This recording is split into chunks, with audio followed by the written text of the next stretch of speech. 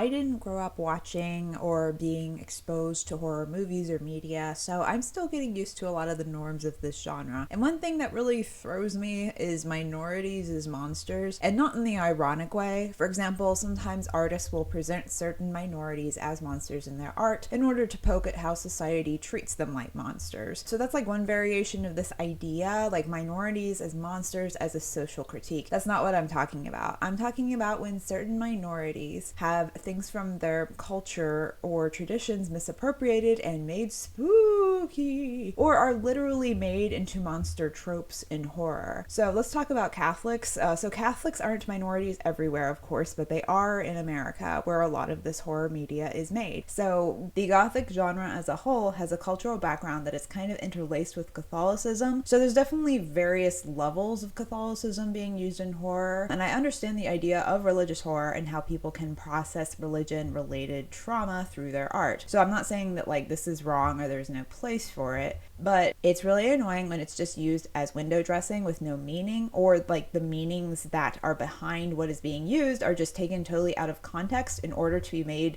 scary. Like, what if people started doing that with other religions? What if we had a horror movie where the monster was a devil or maybe a jinn who looked like a whirling dervish? This isn't a great example, but still, like, how weird would that be? But because the director was processing his horrible childhood experiences with Muslims or Sufis in particular, I guess, no one can object because it's artistic expression. Who cares if the director is representing the complex culture of the Sufi groups who are associated with Sufi whirling in an inane, shallow, and mean-spirited way that will have audiences who already have bias against Muslims be like, oh yes, I too have had bad experiences with Muslims, or maybe I've barely met any in my life, but I just kind of hate them. And this basic, shallow, Muslim-flavored monster is something that I like, and thus I think that this film's representation is legitimate and correct. This sounds like an insane reaction, and yeah, it kind of is. But I know people have responded this way to Catholic elements in horror, and obviously that's a worst case scenario, but like, we can't control audience reactions, but like, if you think that a whirling dervish or Hindu guru or Buddhist monk monster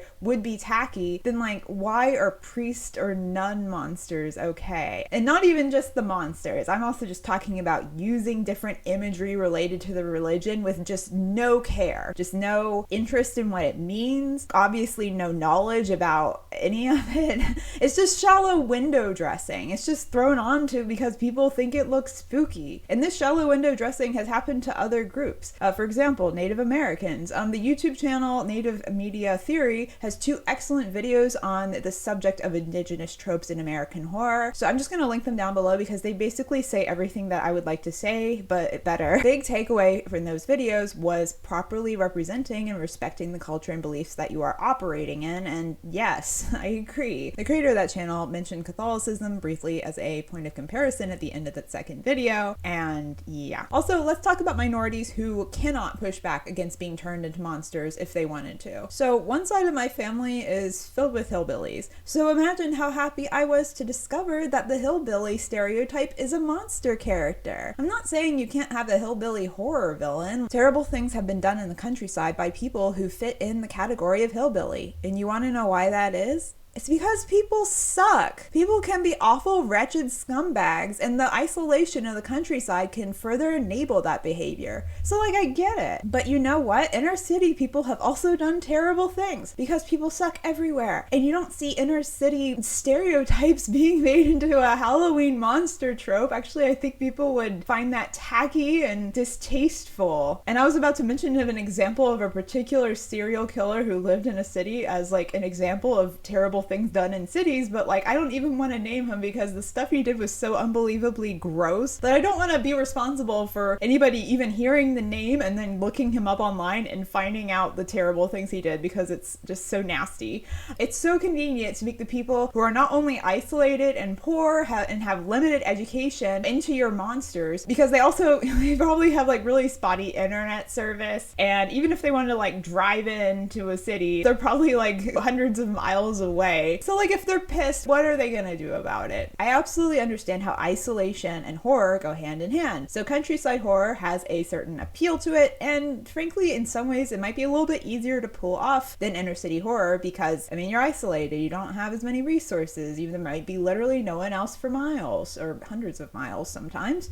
But did we have to turn a whole group of people into a stereotype that is a monster trope? Now, this kind of thing can be done well. One of the best examples I've seen of unflattering country folk depictions is from Flannery O'Connor's work. She doesn't hold back, but she actually knew what she was writing about. In contrast, the evil hillbilly trope, to me, does not feel particularly well-informed or well-rounded. It's just tropey and it's surface level and basic. And really, I think you can have pretty much anything in horror, and that includes, you know, Catholics, Muslims, hillbillies, city folk, whatever. But I also believe that actually knowing about and making good use of the culture and beliefs and so on that you are pulling from will make your work much better in the end. And it will also make people who fall into those different groups that you're pulling from more open to enjoying your work. I again recommend those videos from Native Media Theory. He does an excellent job of sharing some positive examples. As far as horror that has religious themes within it goes, I'd say maybe a positive recent example might be Heretic, though I do feel like its discussion of religion was ultimately very utilitarian and frankly kind of basic, approaching it purely as a belief structure and not even touching on it being part of a relationship with a higher being. I know that's at least partially because of its theme of control. I get why they decided to focus on what they did. I guess this is a personal pet peeve in the end. Western media in general tends to be very secular, which includes its characters. However, in Western horror, I do see more attempts to include religious characters, but at the same time, those religious characters often don't have any semblance of a personal relationship with God in their lives. Or if they do, it's like extremely negative and fanatical. It results in a very shallow, kind of boring and repetitive representation. For example, there was this one horror visual novel that I once watched that had like a nice big cast, and I remember looking at all the character info and profiles, and I was like, oh nice, we've got like a mix. We've got atheists, agnostics, Catholics, other denominations of Christians. Oh wait, all the spiritual or religious people are non-practicing. They've fallen away from their beliefs. Because of course they have. So original. Wow, amazing. I'm so impressed. I've never seen this before. Wow. I'm obviously pretty biased here. And again, I'm still acclimating to these tropes, and I know that there's a lot to them that I am not mentioning here. So I really look forward to hearing your thoughts down below. Again, I'm not trying to say that these groups or these different cultures or themes or anything are off limits. That's why in the two horror visual novels that I'm working on, the first game's main character is Indigenous, and in the second game, the main character is Catholic, which means